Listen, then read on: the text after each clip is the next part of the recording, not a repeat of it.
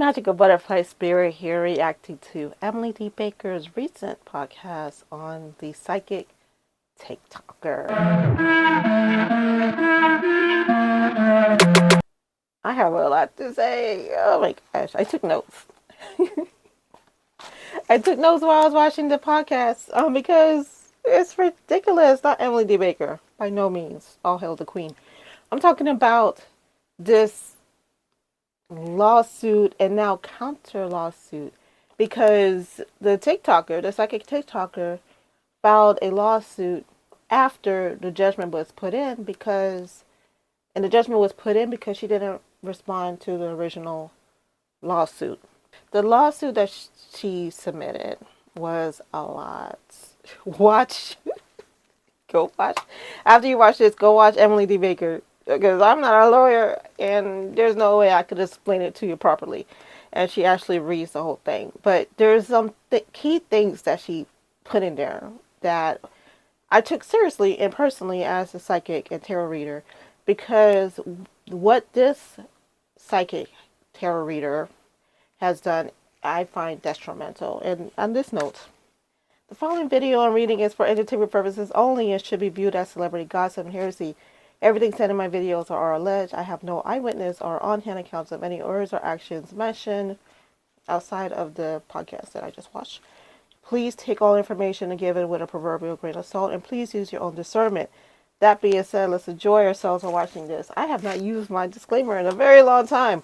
I had a need to, but here we are. Okay, she said that she has qualified privilege on what she spoke of. I'm assuming she means as a tarot reader, she has qualified privilege to say that this person killed someone, multiple people. No. And matter of fact, if anybody who's watching who's thinking about being a tarot reader, I'm not talking to actual tarot readers because they already know. But if you're thinking about becoming a tarot reader or make videos on YouTube or TikTok or Instagram or whatever, what she has done as an example of what not to do. From my understanding, based on other YouTube videos, because I refuse to go to her channel, but I still want the tea. So I went to other people's YouTube channels.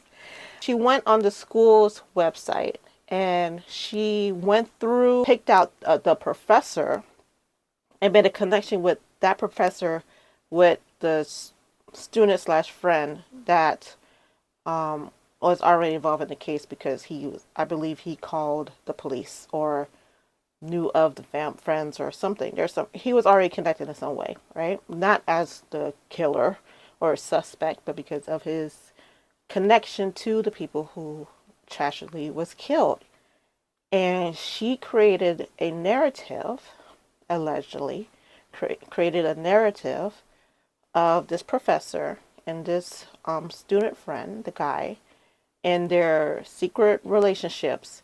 And the professor, I believe I'm getting this correct, convinced the student to kill his friends because of, like, they know. And I just saw my face on the camera when I made that look.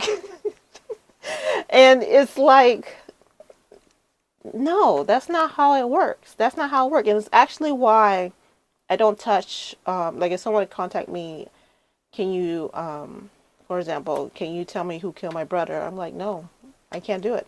I'm not going to do it. I'm not going to try to do it. I'm not doing it, because there's a reason why it says reader, not witness, because you're not a witness to anything. You're reading the energy, you're reading the cards, you're picking up what your ancestors are telling you, you're downloading information. None of this can be proven in a court of law. For example, if someone came to me and said, can you tell me who killed my son? And I pull out my cards and I'm like, well, let's see, who killed your son? And it's like, oh, okay. It looks like somebody that I knew and it was connected to his job, right? And the mom goes, oh my God, I knew it. I knew it was Johnny, his boss. They were going at it, and my son was complaining about him all the time, and blah, blah, blah. And I'm like, okay, if you say it's Johnny, I'm just telling you, it looks like somebody from the job. Next thing you know, Johnny is being pulled to the police department off of the mom saying that she knows firsthand that he could be a potential suspect. And here's the thing, going with that scenario again, it could be the UPS driver that drops off mail and son's job that killed the pretend son in this scenario. It's going off the rails a little bit, but I'll try to bring it back. My point being, if I did a reading and I said, "Oh, it looks like someone your son knew, and someone that that was connected with work," it could be anybody. It could be anybody. It could be a passing acquaintance. It does not necessarily mean someone that he knows close. And unless you know the facts of a case, like a lawsuit, that's why I did the Amber Heard case, because there was facts, there was things that you could address and read on and talk about because there was some concrete evidence already in place, right? Versus guessing from a website and going through the names and deciding that this person must be it is so dangerous. It is so dangerous to do. So dangerous that she had other crime solving readings, like on Takeoff Murder, and also like on Kevin Samuels. I did a reading on Kevin Samuels. There is no way I could go to the cops on what I read, because they'll be like, "Bitch, you need to go home," because it's just preposterous. If in the reading, I was saying it was a woman. I was picking up the energy of that, and he messed up. He said the wrong thing to the wrong person, and she got together with a group of other people, and you could say they prayed really hard or they did actual magic, but in a series of events, the karma came through and it struck him. And who am I supposed to go to about that? How can I prove that? I can't. I will never even try to prove it. It was a reading that I did that there's no way, no how I can prove. I would not start looking through his followers list. I would not start naming names. I wouldn't start investigating his friends circle. I would not do no such thing, because of what is happening right now. The professor got seriously harassed because of this. And this is something that's going to follow her for the rest of her life because of the situation. It blew up in the media. It blew up on social media first, and it blew up in the media. And the professor name is going to be forever tied to the psychic TikToker. The psychic TikToker is going to be forever tied to the professor. And everything that the psychic TikToker accused the professor of doing, she did not realize. I don't think she understands that that's exactly what the professor went through or is going through. And I'll explain. Saying that she's harassed, death threats, threats of her son being taken away from her, that she was psychotic, that she needs to be institutionalized, da da da da da da. And she wasn't even being accused of murder. The TikToker was accusing the professor of murder. So you could just imagine what the professor was getting if this is what the TikToker was getting, allegedly, right? And I don't think she has made that connection yet. I don't think she understands. No, she doesn't. Because she actually says in a lawsuit that she was right. What does she say here? I wrote this down. Plaintiff's claims are barred by the parameters of the broad freedom of expression guaranteed by the First Amendment because they're false prejudice, frivolous, and claim with malice to get away with unethical conduct, adultery, and murder. So in her countersuit, she is again claiming that the professor and the student are murderers. In her countersuit, that she's being sued for defamation, she double triples down on the claim.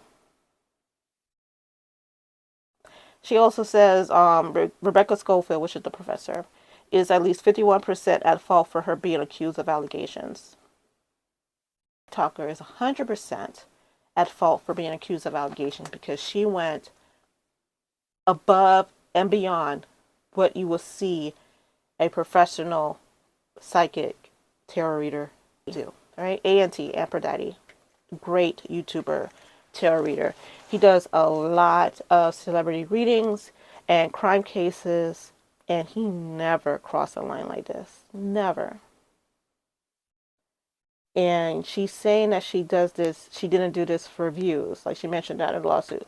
That she's not doing this for views, and she's being accused of doing this for views, but kind of leaning like she was doing it for views, in my opinion. Allegedly, everything else, you know, is all alleged or whatever, for entertainment purposes only. She calls herself a spiritual witness, and I don't know what to do with that. Maybe in the comments y'all could tell me what to do with that. There is no way.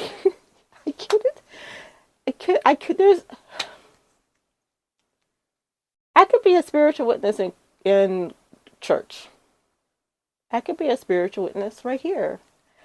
I could be a spiritual witness around my friends. I could be a spiritual witness around my clients. I cannot, there is no court of law ruling, as far as I know, considering I'm not a lawyer, I don't know anything about lawyering, and everything I do know is from Emily D. Baker in Law and Order, and Rocco the Bailey, and Rob, and all that. But I don't think you could be a spiritual witness. If by some chance Emily D. Baker or anybody watches this, please define spiritual witness as a legal term for me. I will be very appreciative of that. Thought about doing a karma reading on her. I'm not going to waste my time. She is getting karma in real time, and it's as she keeps digging a hole, it's just going to keep multiplying. Like, if you want to know what karma is, this is karma. It's a reflection of your good and bad deeds multiplied by X.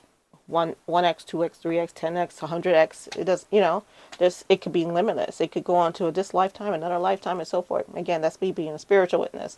There's no way I can prove that. There's no way I can prove this is karma, because that's a spiritual thing. That is not something in the 3D you could prove. Being said, this all seems like karma.